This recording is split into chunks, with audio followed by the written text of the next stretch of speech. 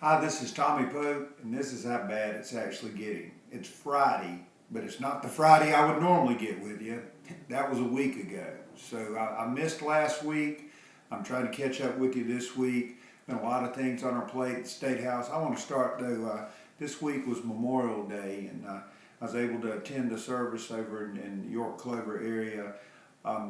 I think one thing that stuck with me, we appreciate the folks who gave the ultimate sacrifice, who gave their lives for our freedoms, but I think sometimes we forget the disabled veterans, and it's just really been on my heart lately. We need to remember those families and those sacrifices. I think sometimes they have a more difficult time than the folks that lost their lives, and those families, they're in our communities, those soldiers are in our communities, and I think sometimes they're marginalized. We sure appreciate them when they were fighting for us, but I think we forget them now. So I just asked you to say a prayer for those guys, those families, those ladies, and let's do what we can in our community to tell them how much we appreciate them getting integrated back into our society.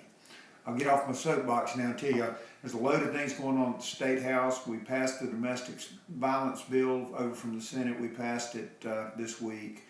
Hopefully it'll go to the governor for a signature. I'm on the conference committee for the police video cameras that we had talked about before, and hopefully have something resolved, and we'll get that passed next week. Last night I was at the York County GOP meeting. They were asked, well, what have you actually done this session? If you recall, we passed ethics early, it's in the Senate. We passed the roads bill, it's in the Senate. We passed a number of things that are over in the Senate, and unfortunately, I don't think the Senate's going to pass any of them before this session ends.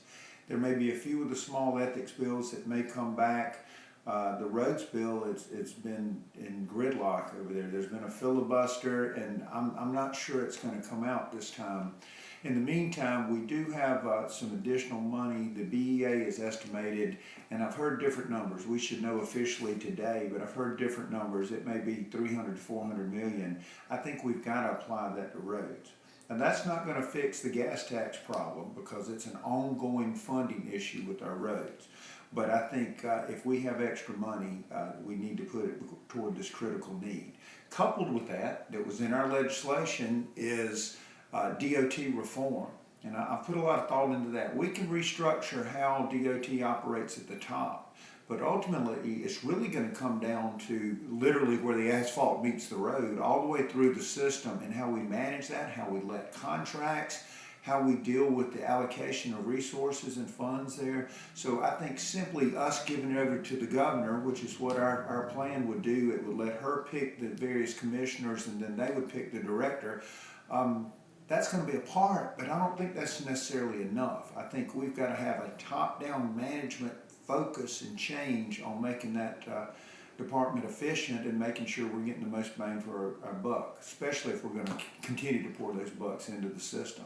So we'll be tackling that next week. Next week will be our last week of regular session, and hopefully we'll get a budget out, get it finished. It'll go to conference committee. We'll get this supplementary budget done, and as always, I appreciate it. Tommy at TommyPope.com, and I'll be back to work for you next week. Finally, KK's graduating 5th grade today, so I'm going to take a little family time today too. She said, Grandmommy says she's in junior high. KK said we don't call it that, it's middle school now. So anyway, appreciate all your support from me and my family, and look forward to seeing you soon. Thanks a lot.